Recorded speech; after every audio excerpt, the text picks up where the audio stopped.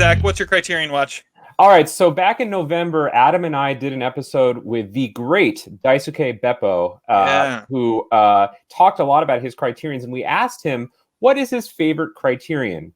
And he responded that his favorite criterion is a movie from 1991 called A Brighter Summer Day, directed by Edward Yang.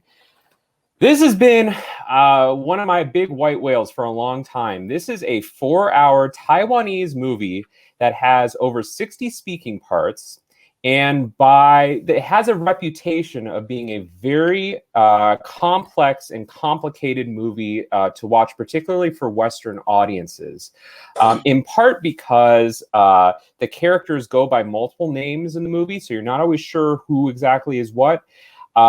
But Edward Yang was a great director. He directed Yi, which was on my top 10 list of 2000. And so I had to, at some point, watch this movie. And boy, was Daisuke absolutely right. This is an absolute masterpiece. One of the best movies of the 90s, I think.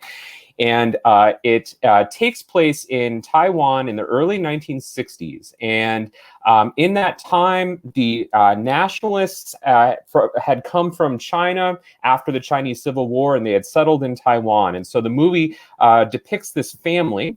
And the main character is a teenager named Xiao Si, and he's played by Chen Chang. And his family is ethnic Chinese, but they moved to Taiwan, Taipei, in the early 60s. And the son is basically seduced by the gangs, the rival gangs in Taipei. In fact, there's two gangs. One gang is called the Little Park Boys, and the other gang is called the 217s. And so he goes through the first part of the movie kind of experimenting with both gangs. He's not really sure which gang he wants to join. Over the course of the movie, we meet the gang leaders, and they reach a sort of truce before this kind of bloody rivalry ensues. And in the backdrop of all of this is this culture of Taiwan that is infused with Japanese, Chinese, and native Taiwanese. And there is a shared mutual love of American culture in this movie that's just fantastic. The title, A Brighter Summer Day, actually comes from the Elvis Presley song, Are You Lonesome Tonight? And there's a character in this movie who's Xiao Si's best friend. His name is Kat.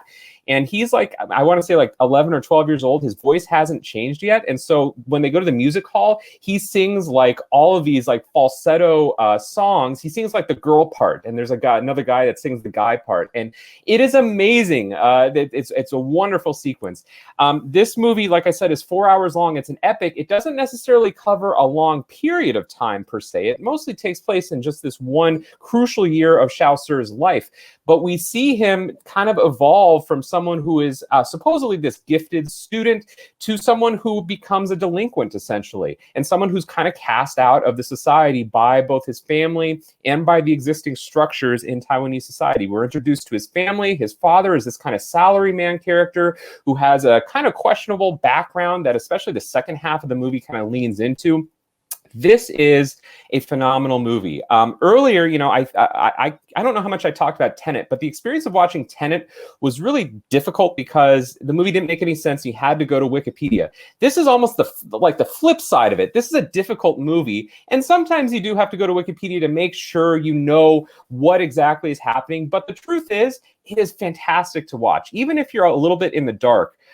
Edward Yang is such a gifted filmmaker from like an aesthetic standpoint, and from, you mostly stick with this main character, so it's not like too crazy, but you get a sense of the sprawl of this society. And basically what becomes of this character is really amazing and unpredictable. The Chinese translation of this title, Don't Look Up, because it kind of spoils the end of the movie. But I gotta say, hats off to Daisuke. This is a truly great movie. I can understand a little bit based on Daisuke's background why he loves this movie, this infatuation with American culture in Asia.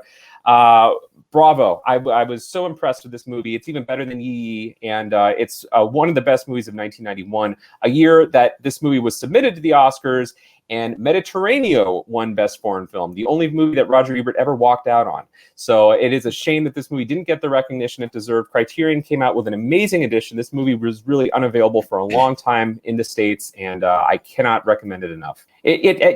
Todd and I both loved the Taiwanese movie A Son from last year. This movie has some definite parallels with his son. Not just the fact that it's about gangs in Taiwan, but there is a sort of interest in that kind of familial element that is just wonderful to watch.